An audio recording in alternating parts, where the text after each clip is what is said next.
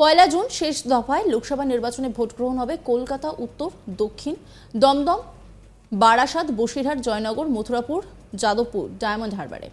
একই সঙ্গে ওই একই দিনে ভোট গ্রহণ হবে বরানগর বিধানসভার উপনির্বাচনেও। বরানগরের বিধায়ক তাপস রায় তৃণমূল ছেড়ে বিজেপিতে যোগ দিয়েছেন। লোকসভা ভোটে কলকাতা উত্তর কেন্দ্রে বিজেপি প্রার্থী তিনি।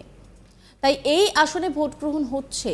এই আসনে তৃণমূল প্রার্থী সায়ন্তিকা বন্দ্যোপাধ্যায়, বিজেপি প্রার্থী সজল ঘোষ আর কংগ্রেস সমর্থিত সিপিআইএম প্রার্থী তন্ময় ভট্টাচার্য এই বরানগর কেন্দ্রে জমিয়ে প্রচার করছেন সব পক্ষই। তবে স্বাভাবিকভাবেই বয়স কম হওয়ায় একটু হলেও এনার্জি বেশি তৃণমূলের সায়ন্তিকার। সম্প্রতি সায়ন্তিকা বন্দ্যোপাধ্যায় একটি প্রচার সভায় মন্তব্য করেন, তাকে ভোট না দিলে তিনি সবার সঙ্গে ঝগড়া করবেন।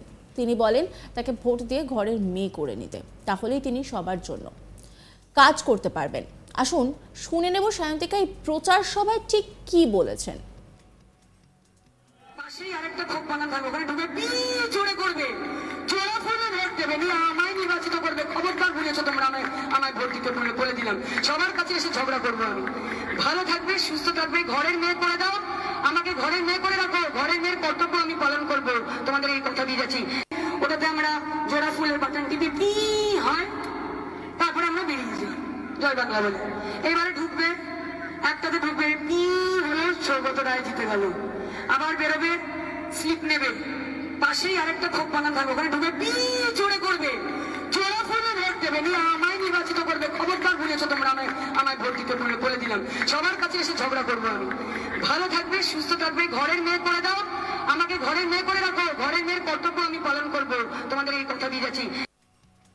সায়ন্তিকা বন্দ্যোপাধ্যায়ের সেই বক্তব্যকে কটাক্ষ করে ব্যারাকপুর রাজ্য বিজেপি মুখপাত্র তথা দমদম লোকসভা কেন্দ্রের বিজেপি প্রার্থী শিলভদ্র দত্ত বলেন, পিসি সারাদিন ঝগড়া করছে, তাই তার শিষ্যাও মঞ্চে দাঁড়িয়ে ঝগড়া করছেন। তিনি আরও বলেন, এদের দলের নেত্রী যেমন, তাই তারা ঝগড়া ছাড়া আর কি করতে পারে। একদিকে ওনার দলের লোকেরা ঝগড়া করেন আর উনি চুরি করবেন, যেমন দল তেমন তার প্রার্থী। এরপর শিলভদ্র দত্ত তৃণমূল কংগ্রেসের বিরুদ্ধে বলেন, তৃণমূল কংগ্রেসের সংস্কৃতিটাই ওখানে, যেটা করছে থাক, পরবর্তীতে ঝগড়া করতেই আসতে হবে।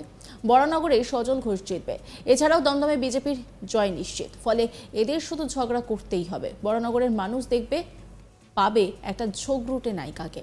কি বলছেন শিলভদ্র দত্ত, শোনাবো আপনাদের।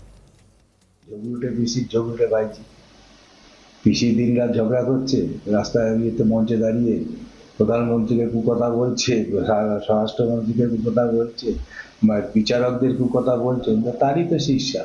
এর থেকে আশা করবো কি আর বেশি?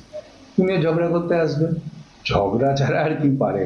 একদিকে ওনার দলের লোকেরা চুরি করে আর উনি ঝগড়া করবেন, এ তো ঠিকই আছে। ওনার যেরকম দল সেরকমই তার উক্তি, তার ক্যান্ডিডেটের এরকম।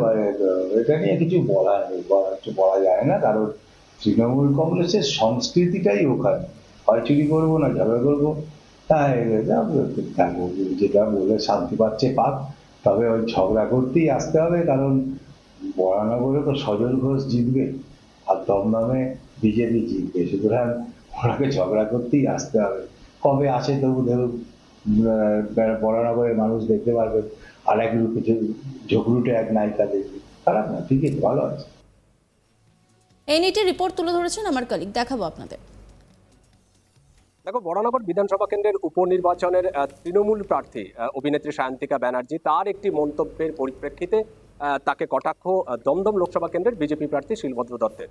তুমি জানো যে 1 জুন, পয়লা জুন এই দমদম লোকসভা কেন্দ্রের নির্বাচন এবং ওই একই দিনে বরানগর বিধানসভা কেন্দ্রের উপনির্বাচন, এবং স্বাভাবিকভাবে দুটো ভোট পড়ছে, একটি লোকসভার ভোট এবং একটি বিধানসভার ভোট। এবং ওই বিধানসভা কেন্দ্রের উপনির্বাচনে যে তৃণমূল প্রার্থী সায়ন্তিকা ব্যানার্জি, তিনি একটি মন্তব্য করেছেন, গত কয়েকদিন আগে একটি প্রচারণায় গিয়েছিলেন, এবং সেই প্রচারণা থেকে তিনি বলেছেন যে আপনাদেরকে দুটি ভোট দিতে হবে। প্রথমে ভোট গ্রহণ কেন্দ্রে যাবেন, সেখানে যে ইভিএম মেশিন আছে সেখানে একটি বটম প্রেস করবেন এবং সেখানে পি করে একটা আওয়াজ হবে এবং সৌগত রায়ের পক্ষে সেই ভোটটি পড়বে, এবং আরেকবার বটম দাবাবেন, দাবিয়ে সেখানে সায়ন্তিকা ব্যানার্জি অর্থাৎ জোড়া ফুলে ভোটটি পড়বে। এবং আপনারা সবাই আমাকেই ভোট দেবেন, আপনারা ভুলে যাবেন না, যদি ভোটটা না দেন তাহলে আমি কিন্তু ঝগড়া করব, এবং আমি আপনাদের ঘরের মেয়ে, ঠিক সেইভাবেই আপনারা আমাকে সাদরে গ্রহণ করুন। তো তো যেহেতু উনি বলেছেন যে আপনারা যদি ভোট না দেন তবে আমি গিয়ে ঝগড়া করব, এরকম একটি মন্তব্যের পরিপ্রেক্ষিতেই দমদম লোকসভা কেন্দ্রের যে বিজেপি প্রার্থী শিলভদ্র দত্ত তার তিনি কটাক্ষ ছুড়ে দিয়েছেন। তিনি বলেছেন যে পিসি যেরকম ভাইজিও ঠিক সেরকম হবে, এবং পিসি অর্থাৎ মমতা ব্যানার্জি যেভাবে ঝগড়া করেন, যেভাবে মঞ্চে ওঠে প্রধানমন্ত্রী নরেন্দ্র মোদীকে কুকথা বলেন, অমিত শাহ কেন্দ্রীয় স্বরাষ্ট্রমন্ত্রী অমিত শাহকে কুকথা বলেন, বিচারপতিদের যেভাবে কুকথা বলেন, ঠিক সেরকম ভাবেই সায়ন্তিকা ব্যানার্জি করছেন। কারণ পিসি যেরকম ভাবে ব্যবহার করেন তার ভাইজি সায়ন্তিকা ব্যানার্জি সেরকমই করবেন, এর থেকে ভালো কিছু তো আশা করা যায় না। এবং তিনি বলেছেন এটাও যে আসলে যেরকম দল ঠিক তার সেরকম ক্যান্ডিডেট বা তার সেরকম প্রার্থী, এরকম একটি কটাক্ষ করেছেন। এবং যেটা বলছিলাম যে আগামী 1 জুন এই কেন্দ্রে এই বরানগর বিধানসভা কেন্দ্রের উপনির্বাচন, সেই সাথে দমদম লোকসভা কেন্দ্রেরও কিন্তু নির্বাচন হবে। তো স্বাভাবিকভাবেই এই যে প্রার্থীদের এক একটি মন্তব্য, কিছু বিতর্কিত মন্তব্য, এবং সেই মন্তব্যকে ঘিরে পাল্টা আবার বিপক্ষ দলের পক্ষে একটা কটাক্ষ বা তাদের একটা নিন্দা, এইটা নিয়ে কিন্তু ইতিমধ্যে কিন্তু রাজনীতি যথেষ্ট শোরগোল পড়ে গিয়েছে।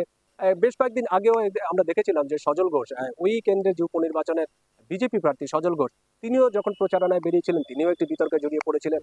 তো এইটা দিন যত এগিয়ে আসবে, মানে ভোটের দিন যত এগিয়ে আসবে, তত কিন্তু এরকম একটি রাজনৈতিক কুটকাচালি, রাজনৈতিক টানাপোড়েন বা এই যে রাজনৈতিক উত্তাপ, এটা কিন্তু বাড়তেই থাকবে।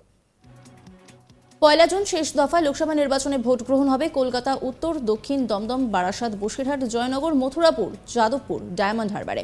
একই সঙ্গে ওই একই দিনে ভোট গ্রহণ হবে বরানগরে বিধানসভার উপনির্বাচনেও। বরানগরে বিধায়ক তাপস রায় তৃণমূল ছেড়ে বিজেপিতে যোগ দিয়েছেন। লোকসভা ভোটে কলকাতা উত্তর কেন্দ্রে বিজেপি প্রার্থী তিনি, তাই এই আসনে ভোট গ্রহণ হচ্ছে।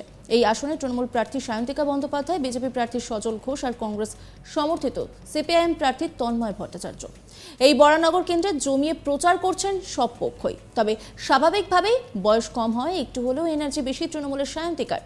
সম্প্রতি সায়ন্তিকা বন্দ্যোপাধ্যায় একটি প্রচার সভায় মন্তব্য করেন তাকে ভোট না দিলে তিনি সবার সঙ্গে ঝগড়া করবেন। তিনি কি বলছেন শোনাবো আপনাদের। পাশেই আরেকটা ক্ষোভ বানাতে হবে, ওখানে ঢুকে জোরে করবে, জোড়া ফুলে ভোট দেবে, নিয়ে আমায় নির্বাচিত করবে। খবরদার ভুলেছো তোমরা, আমায় ভোট দিতে বলে দিলাম। সবার কাছে এসে ঝগড়া করবো আমি। ভালো থাকবে, সুস্থ থাকবে, ঘরের মেয়ে করে দাও, আমাকে ঘরের মেয়ে করে রাখো, ঘরের মেয়ের কর্তব্য আমি পালন করবো, তোমাদের এই কথা দিয়ে যাচ্ছি। ওটাতে আমরা জোড়া ফুলের বাটন টিপে পি হয়, তারপরে আমরা বেরিয়ে যাই জয় বাংলা বলে। এবারে ঢুকবে, একটাতে ঢুকবে, পি হলো সৌগত রায় জিতে গেল, আবার বেরোবে, স্লিপ নেবে, পাশেই আরেকটা ক্ষোভ বানাতে হবে, ওখানে ঢুকে জোরে করবে, জোড়া ফুলে ভোট দেবে, নিয়ে আমায় নির্বাচিত করবে। খবরদার ভুলেছো তোমরা, আমায় ভোট দিতে বলে দিলাম। সবার কাছে এসে ঝগড়া করবো আমি। ভালো থাকবে, সুস্থ থাকবে, ঘরের মেয়ে করে দাও, আমাকে ঘরের মেয়ে করে রাখো, ঘরের মেয়ের কর্তব্য আমি পালন করবো, তোমাদের এই নজর রাখুন আজ তাক বাংলার ইউটিউব স্ট্রিমিংয়ে।